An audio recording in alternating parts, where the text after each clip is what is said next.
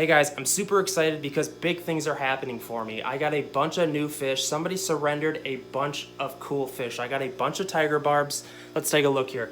A bunch of tiger barbs in this tank here and some decent sized African bushfish.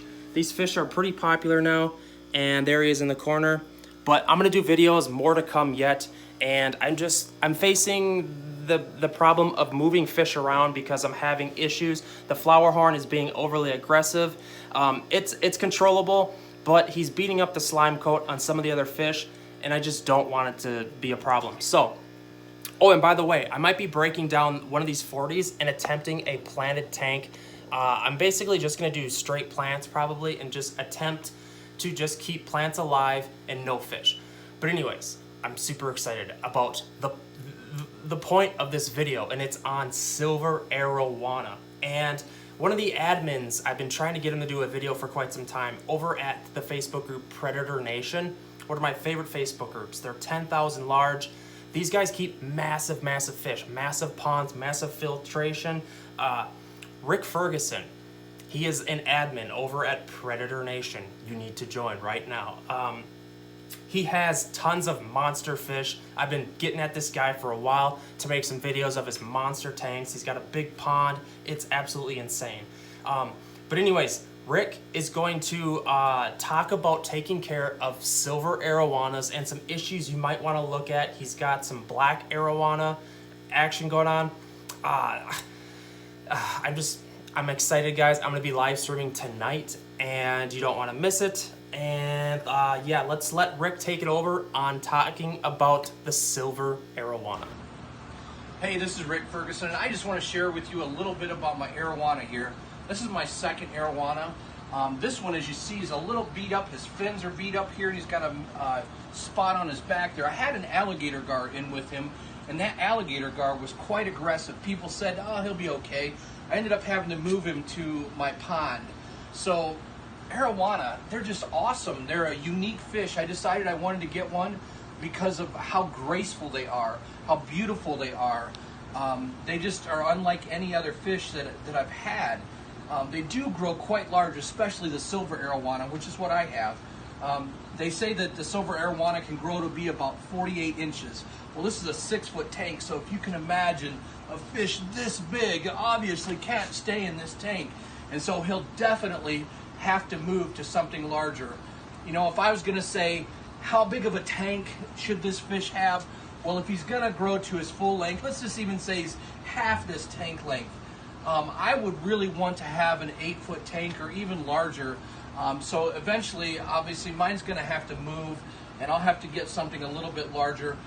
All kinds of tank mates can go with them. They're really easy for the most part to deal with. You just don't want a tank mate small enough to fit in his mouth. Like the whole end of his face opens up, and he will eat smaller fish. That's what they do in real life. They're known as a water monkey, and they will jump out of wherever they are, and they take like insects and birds and small animals off of low-hanging branches, mainly rodents and stuff. But this guy's got drop eye, and that's where their eye starts turning down. And from what I understand, it's a fatty deposit that gets behind their eye there. And now on this side, it doesn't. In a little bit, I'm going to show you my buddy's arowana that I just got. I'm only keeping him for 3 days, and so he's in a smaller tank, but he's actually larger than that, and he doesn't have drop eye at all. Just a beautiful fish.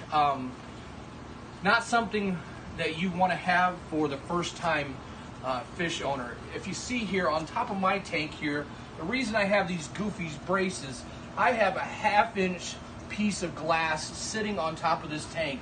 Arowana are known to jump out of their tank. You can't have any spaces that they can get through. The worst thing in the world would be to come to your tank in the morning and see your arowana on the floor dead. So I work really hard at keeping things tight on my tanks so that even if they do jump, there's no way they're moving that heavy glass off of that. Stop. Okay, one of the hardest things about owning an arowana is actually catching the fish and getting them out of the tank successfully and into some other tank. The last arowana I had, I put him in a 180, which is about this much shorter than this tank. This is a 225. When I went to get him out, he was so big, I didn't have a net large enough, so I used a 5-gallon bucket, and I got in there and I gently coaxed him into the bucket, and I put a net over the end of the bucket, and I was going to take him out, and he launched out of the tank and ended up on the floor, and I was chasing him across my floor here, ended up having to throw a towel over him to get a hold of him and put him back in. So it's very nerve-wracking to have to move one of these fish. I would suggest that when you have to move that fish, bring the water right down in the tank so that there's not the chance of him launching out like he did. These fish are known to jump as far out as their body length is. So can you imagine if you've got a 4-foot arowana, seeing that sucker jump out of the water that far? So that's the hardest thing. On a scale of 1 to 10, I would say that maybe this fish is probably approaching one of the more difficult levels. Not everyone can have a large enough tank, so I would say it's like a 7, maybe an 8 on how to take care of these. Stop. Okay, I want to show you this temporary setup that I've got going on here. Look at all this goofy stuff I have on top of the tank. I do not want this arowana that's in this tank to jump out. It's only a temporary thing for about 3 days here. We picked him up last night, and he is a very rare specimen. Beautiful, look at him. He's over 20 inches long, and if you'll notice, he does not have drop eye. He's going to turn around here in just a moment. But he's got beautiful markings. It is a variant, I believe, of a silver arowana. It's called a black arowana. And all along his top is black, but just beautiful markings in his scales. He's just gorgeous. And I wanted you to see this. So anyhow, I love silver arowana. It's not for everyone. And definitely it's probably not for very many.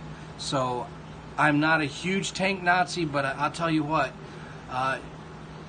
I don't think I'd want to live in a closet or in a trunk of a car, and sometimes we see fish that are in tanks that aren't much bigger than living in a closet or a trunk of a car. So this is a 135. This is too small for him, and it is actually only about 18 inches deep front to back, which is less than he is long. I would really want to have a tank that's about 30 or 40 inches front to back and 8 foot long if I was going to keep one long term. Thanks. I appreciate the time.